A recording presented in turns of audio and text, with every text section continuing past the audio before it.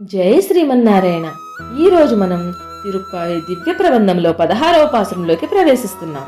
నేటి పాసురంలో నందగోకులంలో అందరికీ కావలసినవన్నీ సమకూరుస్తూ వారికి సరైన దారి చూపించే నందగోపుని ఆచార్యులుగా భావించి ఆండాల్ తల్లి గోపికలందరితో కలిసి ఆ నందగోపుడి భవనం ముందుకు చేరుకుని అక్కడ కాపలా కాస్తున్న ద్వారపాలకులను ఏ విధముగా ప్రార్థించి అర్థించి లోపలికి ప్రవేశించారు అనేది తెలుసుకుందాం.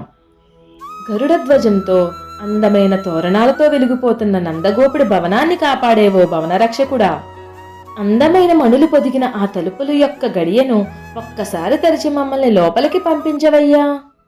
మేము అన్నెమూ పుణ్యమూ ఎరుగని అమాయక గోపబాలికలము.